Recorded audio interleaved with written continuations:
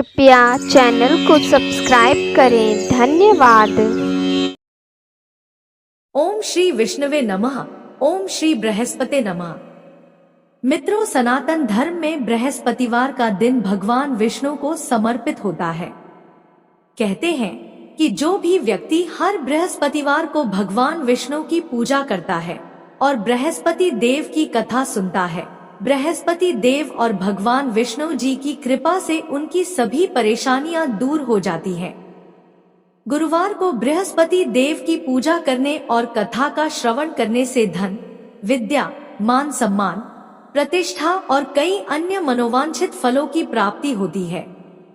तो चलिए मित्रों, प्रभु श्री लक्ष्मी नारायण जी के चरण कमलों का ध्यान करते हुए सुनते हैं अथ श्री बृहस्पति देव की व्रत कथा।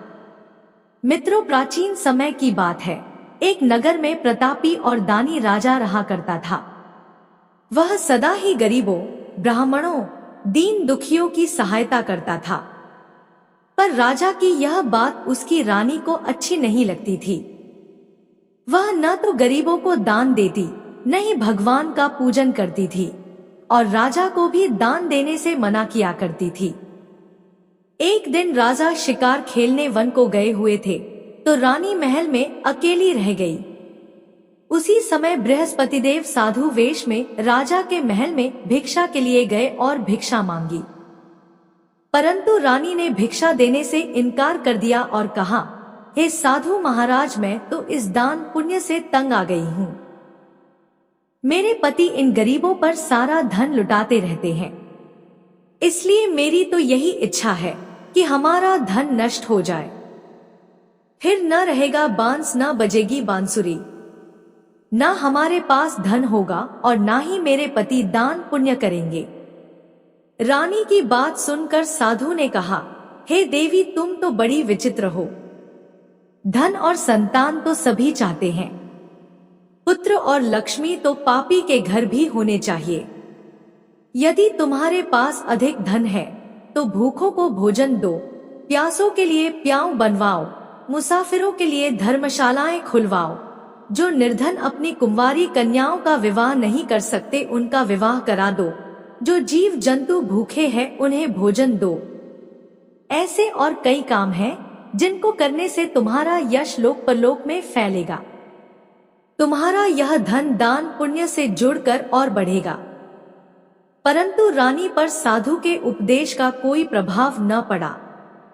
वह बोली, महाराज, आप मुझे कुछ ना समझाएं। मैं ऐसा धन नहीं चाहती जो हर जगह बांटती फिरूं। साधु ने उत्तर दिया, यदि तुम्हारी ऐसी ही इच्छा है तो तथास्तु। तुम ऐसा करना कि बृहस्पतिवार को घर लीपना, इसके बाद पीली मिट्टी से अपना सिर धोकर स्नान करना, भट्टी चढ़ाकर कपड़े धोना। ऐसा करने से आपका सारा धन नष्ट हो जाएगा। इतना कहकर वह साधु महाराज वहां से अंतर्ध्यान हो गए। साधु के अनुसार कई बातों को पूरा करते हुए रानी को केवल 3 बृहस्पतिवार ही बीते थे कि उसकी समस्त धन संपत्ति नष्ट हो गई। भोजन के लिए राजा का परिवार तरसने लगा। तब एक दिन राजा ने रानी से बोला कि हे रानी, तुम यहीं रहो, मैं दूसरे देश को जाता हूँ, क्योंकि यहाँ पर सभी लोग मुझे जानते हैं, इसलिए मैं कोई छोटा कार्य नहीं कर सकता। ऐसा कहकर राजा परदेश चला गया। वहां वह जंगल से लकड़ी काट कर लाता और शहर में बेचता। इस तरह वह अपना जीवन व्यतीत करने लगा। इधर राजा के परदेश जाते ही रानी और दासी दुखी रहने लगी। एक बार जब रानी और दासी को 7 दिन तक बिना भोजन के रहना पड़ा तो रानी ने अपनी दासी से कहा, हे दासी, पास ही के नगर में मेरी बहन रहती है। वह बड़ी धनवान है। तू उसके पास जा और कुछ ले आ ताकि थोड़ी बहुत गुजर बसर हो जाए। दासी रानी की बहन के पास गई। उस दिन गुरुवार था और रानी की बहन उस समय बृहस्पतिवार व्रत की कथा सुन रही थी। दासी ने रानी की बहन को अपनी रानी का संदेश दिया, लेकिन रानी की बड़ी बहन ने कथा और पूजा अधूरी होने के कारण कोई उत्तर नहीं दिया। जब दासी को रानी की बहन से कोई उत्तर नहीं मिला तो वह बहुत दुखी हुई और उसे क्रोध भी आया। दासी ने वापस आकर रानी को सारी बात बता दी। दासी की ये सब बातें सुनकर रानी ने खुद को और अपने भाग्य को कोसना शुरू कर दिया। उधर रानी की बहन ने सोचा कि मेरी बहन की दासी आई थी, परंतु मैं उससे नहीं बोली, इससे वह बहुत दुखी हुई होगी। कथा सुनकर और पूजन समाप्त करके वह अपनी बहन के घर आई और कहने लगी, हे बहन, मैं बृहस्पतिवार का व्रत कर रही थी। तुम्हारी दासी मेरे घर आई थी, परंतु जब तक कथा होती है तब तक न तो उठते हैं और न ही बोलते हैं, इसलिए मैं नहीं बोली। कहो दासी क्यों गई थी? रानी बोली, बहन तुमसे क्या छिपाऊं, हमारे घर में खाने तक को अनाज नहीं है। ऐसा कहते कहते रानी की आंखें भर आई। उसने दासी समेत पिछले 7 दिनों से भूखे रहने तक की बात अपनी बहन को विस्तार पूर्वक सुना दी। रानी की बहन बोली, देखो बहन, भगवान बृहस्पति देव सबकी मनोकामना को पूर्ण करते हैं। देखो, शायद तुम्हारे घर में अनाज रखा हो। पहले तो रानी को विश्वास नहीं हुआ, पर बहन के आग्रह करने पर उसने अपनी दासी को अंदर भेजा तो उसे सचमुच अनाज से भरा एक घड़ा मिल गया। यह देखकर दासी को बड़ी हैरानी हुई। दासी रानी से कहने लगी, हे रानी, जब हमको भोजन नहीं मिलता तो हम व्रत ही तो करते हैं, इसलिए क्यों न इनसे व्रत और कथा की विधि पूछ ली जाए ताकि हम भी व्रत कर सकें। तब रानी ने अपनी बहन से बृहस्पतिवार व्रत के बारे में पूछा। उसकी बहन ने बताया, बृहस्पतिवार के व्रत में चने की दाल और गुड़ से विष्णु भगवान और केले की जड़ में पूजन करें तथा दीपक जलाएं, व्रत कथा सुने और पीला भोजन ही करें। इससे बृहस्पति देव प्रसन्न होते हैं। व्रत और पूजन विधि बताकर रानी की बहन अपने घर को लौट गई। 7 दिन के बाद जब गुरुवार आया तो रानी और दासी ने व्रत रखा। घुड़साल में जाकर चना और गुड़ लेकर आई। फिर उससे केले की जड़ तथा विष्णु भगवान का पूजन किया। अब पीला भोजन कहां से आए, इस बात को लेकर दोनों बहुत दुखी थे। चूंकि उन्होंने व्रत रखा था, इसलिए बृहस्पति देव उनसे प्रसन्न थे। इसलिए वे एक साधारण व्यक्ति का रूप धारण कर 2 थालों में सुंदर पीला भोजन दासी को दे गए। भोजन पाकर दासी प्रसन्न हुई और फिर रानी के साथ मिलकर भोजन ग्रहण किया। उसके बाद वे सभी गुरुवार को व्रत और पूजन करने लगी। बृहस्पति भगवान की कृपा से उनके पास फिर से धन संपत्ति आ गई, परंतु रानी फिर से पहले की तरह आलस्य करने लगी। तब दासी बोली, देखो रानी, तुम पहले भी इस प्रकार आलस्य करती थी, तुम्हें धन रखने में कष्ट होता था, इस कारण तुम्हारा सभी धन नष्ट हो गया था, और अब जब भगवान बृहस्पति की कृपा से धन मिला है तो तुम्हें फिर से आलस्य होता है। रानी को समझाते हुए दासी कहती है कि बड़ी मुसीबतों के बाद हमने यह धन पाया है, इसलिए हमें दान पुण्य करना चाहिए, भूखे मनुष्यों को भोजन कराना चाहिए और धन को शुभ कार्यों में खर्च करना चाहिए, जिससे तुम्हारे कुल का यश बढ़ेगा, स्वर्ग की प्राप्ति होगी और पितृ प्रसन्न होंगे। दासी की बात मानकर रानी अपना धन शुभ कार्यों में खर्च करने लगी, जिससे पूरे नगर में उसका यश फैलने लगा। इधर एक दिन राजा दुखी होकर जंगल में एक पेड़ के नीचे आसन जमाकर बैठ गया। वह अपनी दशा को याद करके व्याकुल होने लगा। बृहस्पतिवार का दिन था। एकाएक उसने देखा कि निर्जन वन में एक साधु प्रकट हुए। वह साधु वेश में स्वयं बृहस्पति देवता थे। लकड़हारे के सामने आकर बोले, हे लकड़हारे, इस सुनसान जंगल में तू चिंता मग्न क्यों बैठा है? लकड़हारे ने दोनों हाथ जोड़कर प्रणाम किया और उत्तर दिया, महात्मा जी, आप सब कुछ जानते हैं, मैं क्या कहूँ? यह कहकर रोने लगा और साधु को अपनी आत्मकथा सुनाई। महात्मा जी ने कहा, तुम्हारी स्त्री ने बृहस्पति के दिन बृहस्पति भगवान का निरादर किया है, जिसके कारण रुष्ट होकर उन्होंने तुम्हारी यह दशा कर दी। अब तुम चिंता को दूर करके मेरे कहने पर चलो तो तुम्हारे सब कष्ट दूर हो जाएंगे और भगवान पहले से भी अधिक संपत्ति देंगे। तुम बृहस्पति के दिन कथा किया करो, 2 पैसे के चने और गुड़ लाकर उसका प्रसाद बनाओ और शुद्ध जल से लोटे में शक्कर मिलाकर अमृत तैयार करो। कथा के पश्चात अपने सारे परिवार और सुनने वाले प्रेमियों में अमृत व प्रसाद बांटकर आप भी ग्रहण करो। ऐसा करने से भगवान तुम्हारी सब मनोकामनाएं पूरी करेंगे। साधु के ऐसे वचन सुनकर लकड़हारा बोला, हे प्रभु, मुझे लकड़ी बेचकर इतना पैसा नहीं मिलता जिससे भोजन के उपरांत कुछ बचा सकूं। मैंने कई रात्रि स्वप्न में अपनी स्त्री को व्याकुल देखा है। मेरे पास कुछ भी नहीं जिससे मैं उसकी खबर मंगा सकूं। साधु ने कहा, है लकड़हारे, तुम किसी बात की चिंता मत करो। बृहस्पति के दिन तुम रोजाना की तरह लकड़ियां लेकर शहर को जाओ। तुमको रोज से दुगुना धन प्राप्त होगा, जिससे तुम भली भांति भोजन कर लोगे तथा बृहस्पति देव की पूजा का सामान भी आ जाएगा। इतना कहकर साधु अंतर्ध्यान हो गए। धीरे धीरे समय व्यतीत होने पर फिर वही बृहस्पतिवार का दिन आया। लकड़हारा जंगल से लकड़ी काटकर किसी शहर में बेचने गया। उसे उस दिन और दिनों से अधिक पैसा मिला। राजा ने चना गुड़ आदि लाकर गुरुवार का व्रत किया। उस दिन से उसके सभी क्लेश दूर हुए, परंतु जब दोबारा गुरुवार का दिन आया तो राजा बृहस्पतिवार का व्रत करना भूल गया। इस कारण बृहस्पति भगवान नाराज हो गए। उस दिन उस नगर के राजा ने विशाल यज्ञ का आयोजन किया तथा शहर में यह घोषणा करा दी कि कोई भी मनुष्य अपने घर में भोजन न बनाए, न आग जलाए, समस्त जनता मेरे यहाँ भोजन करने आए। इस आज्ञा को जो न मानेगा उसे फांसी की सजा दी जाएगी। इस तरह की घोषणा संपूर्ण नगर में करवा दी गई।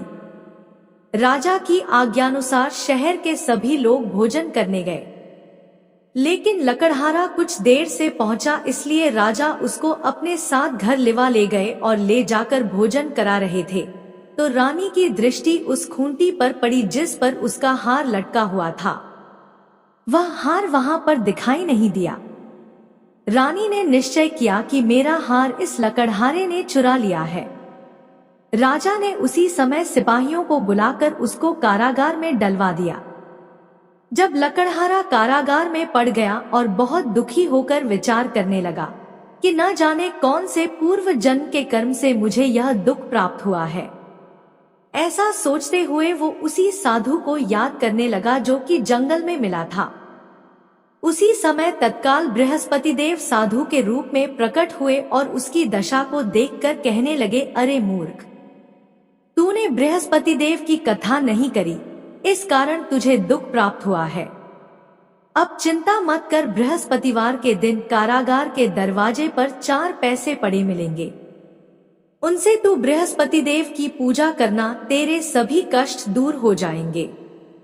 बृहस्पति के दिन उसे 4 पैसे मिले। लकड़हारे ने कथा कही। उसी रात्रि को बृहस्पति देव ने उस नगर के राजा को स्वप्न में कहा, हे राजा, तुमने जिस आदमी को कारागार में बंद कर दिया है वह निर्दोष है। वह राजा है, उसे छोड़ देना। रानी का हार उसी खूंटी पर लटका है।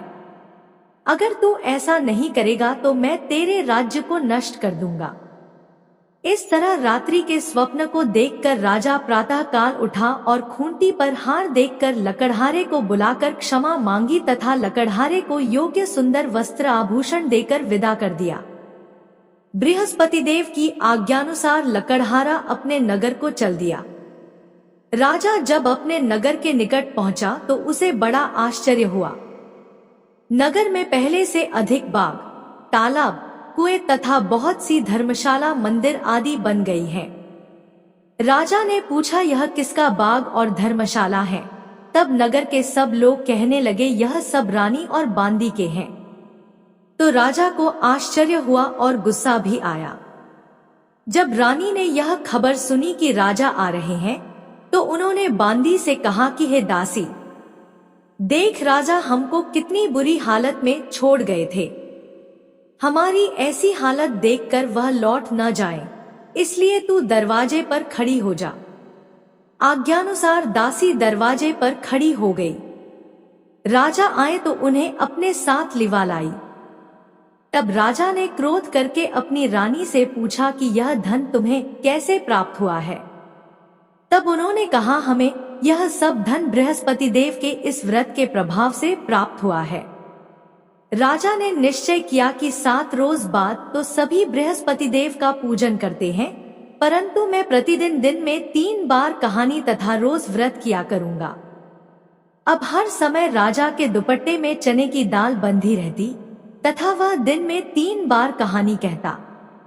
एक रोज राजा ने विचार किया कि चलो अपनी बहन के यहाँ हो आए। इस तरह निश्चय कर राजा घोड़े पर सवार हो अपनी बहन के यहाँ को चलने लगा। मार्ग में उसने देखा कि कुछ आदमी एक मुर्दे को लिए जा रहे हैं। उन्हें रोककर राजा कहने लगा, अरे भाइयों, मेरी बृहस्पति देव की कथा सुन लो। वे बोले, लो, हमारा तो आदमी मर गया है, इसको अपनी कथा की पड़ी है। परंतु कुछ आदमी बोले, अच्छा कहो, हम तुम्हारी कथा भी सुनेंगे। राजा ने दाल निकाली और जब कथा आधी हुई थी कि मुर्दा हिलने लग गया, और जब कथा समाप्त हो गई तो मुर्दा राम राम करके उठकर खड़ा हो गया। आगे मार्ग में उसे एक किसान खेत में हल चलाता मिला। राजा ने उसे देख और उससे बोले, अरे भैया, तुम मेरी बृहस्पतिवार की कथा सुन लो। किसान बोला, जब तक मैं तेरी कथा सुनूंगा तब तक 4 हरया जोत लूंगा। जा अपनी कथा किसी और को सुनाना। इस तरह राजा आगे चलने लगा। राजा के हटते ही बैल पछाड़ खाकर गिर गए तथा किसान के पेट में बड़ी जोर का दर्द होने लगा। उस समय उसकी माँ रोटी लेकर आई। उसने जब यह देखा तो अपने पुत्र से सब हाल पूछा और बेटे ने सभी हाल कह दिया। तो बुढ़िया दौड़ी दौड़ी उस घुड़सवार के पास गई और उससे बोली कि मैं तेरी कथा सुनूंगी, तू अपनी कथा मेरे खेत पर चलकर ही कहना। राजा ने बुढ़िया के खेत पर जाकर कथा कही, जिसके सुनते ही वह बैल उठ खड़ हुए तथा किसान के पेट का दर्द भी बंद हो गया। अगले दिन राजा अपनी बहन के घर पहुंचा। बहन ने भाई की खूब मेहमानी की। दूसरे रोज प्रातः काल राजा जगा तो वह देखने लगा कि सब लोग भोजन कर रहे हैं। राजा ने अपनी बहन से कहा, ऐसा कोई मनुष्य है जिसने भोजन नहीं किया हो, मेरी बृहस्पतिवार की कथा सुन ले। बहन बोली, है भैया, यह देश ऐसा ही है कि पहले यहाँ लोग भोजन करते हैं, बाद में अन्य काम करते हैं। अगर कोई पड़ोस में हो तो देख आती हूँ, ऐसा कहकर देखने चली गई, परंतु उसे कोई ऐसा व्यक्ति नहीं मिला जिसने भोजन न किया हो। अतः वह एक कुम्हार के घर गई जिसका लड़का बीमार था। उसे मालूम हुआ कि उनके यहाँ 3 रोज से किसी ने भोजन नहीं किया है। रानी ने अपने भाई की कथा सुनने के लिए कुम्हार से कहा, वह तैयार हो गया। राजा ने जाकर बृहस्पतिवार की कथा कही, जिसको सुनकर उसका लड़का ठीक हो गया। अब तो राजा की प्रशंसा होने लगी। एक रोज राजा ने अपनी बहन से कहा कि हे बहन, हम अपने घर को जाएंगे, तुम भी तैयार हो जाओ। राजा की बहन ने अपनी सास से कहा। सास ने कहा, हाँ चली जा, परंतु अपने लड़कों को मत ले जाना, क्योंकि तेरे भाई के कोई औलाद नहीं है। बहन ने अपने भैया से कहा, है भैया, मैं तो चलूंगी पर कोई बालक नहीं जाएगा। राजा बोला, जब कोई बालक नहीं चलेगा तब तुम ही क्या करोगी।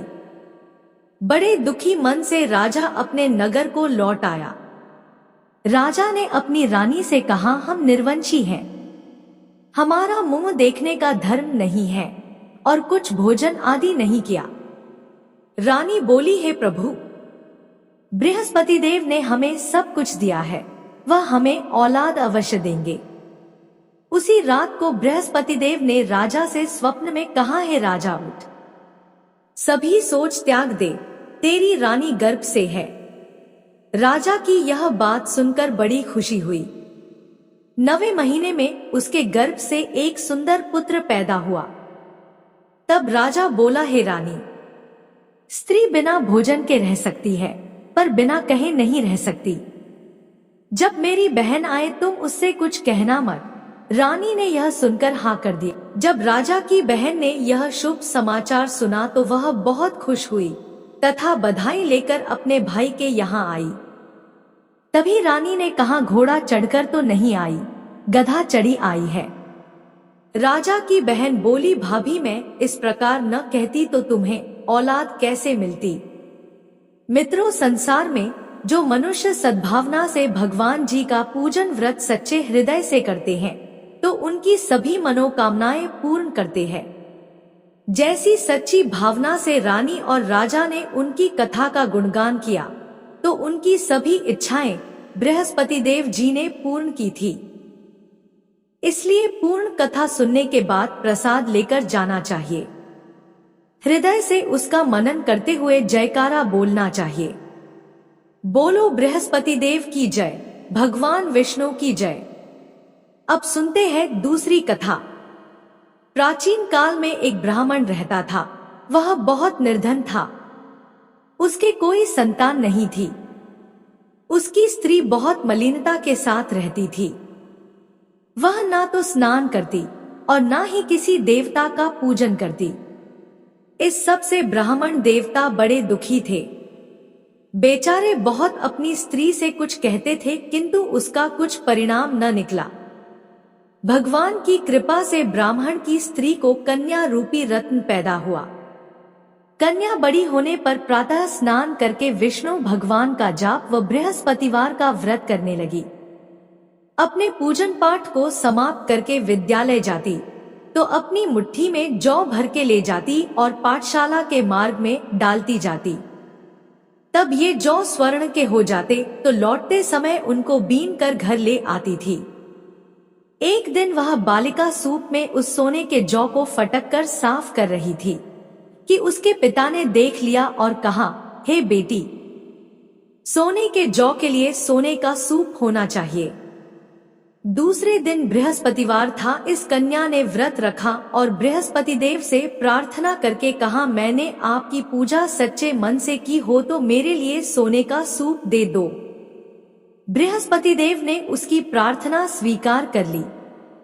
रोजाना की तरह वह कन्या जौ फैलाती हुई जाने लगी। जब लौटकर जौ बीन रही थी तो बृहस्पति देव की कृपा से सोने का सूप मिला।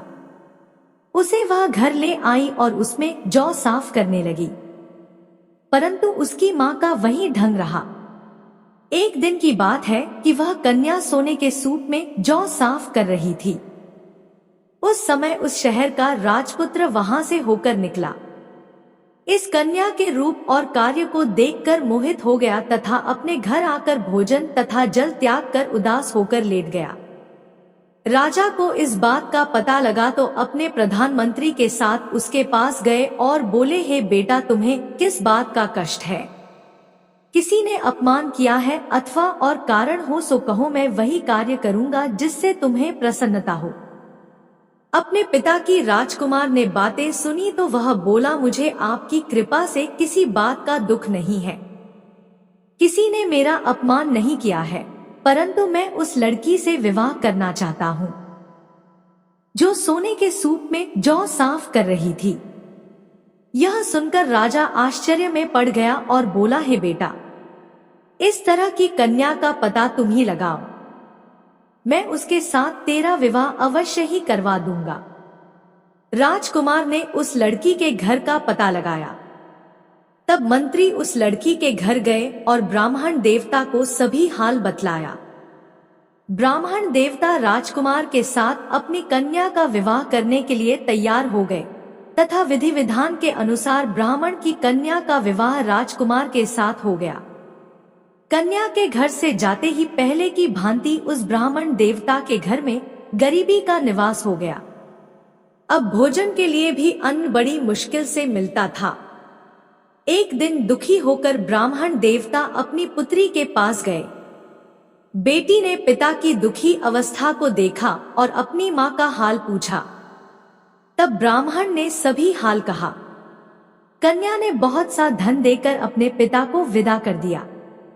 इस तरह ब्राह्मण का कुछ समय सुखपूर्वक व्यतीत हुआ। कुछ दिन बाद फिर वही हाल हो गया।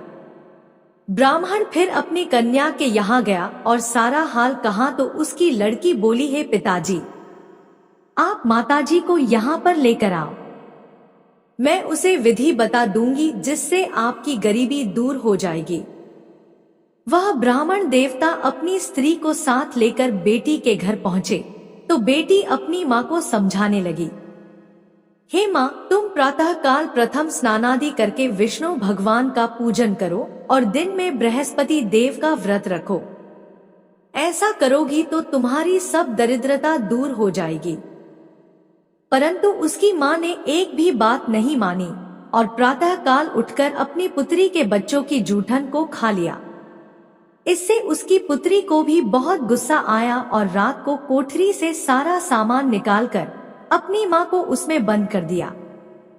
प्रातः काल उसे कोठरी से निकाला तथा स्नानादि करा के पाठ करवाया तो उसकी माँ की बुद्धि ठीक हो गई और फिर उसकी माँ प्रत्येक बृहस्पतिवार को व्रत रखने लगी। इस व्रत के प्रभाव से उसके माँ बाप बहुत ही धनवान और पुत्रवान हो गए और बृहस्पति जी के प्रभाव से इस लोक के सुख भोग कर स्वर्ग को प्राप्त हुए। तो बोलो विष्णु भगवान की जय, बृहस्पति देव की जय।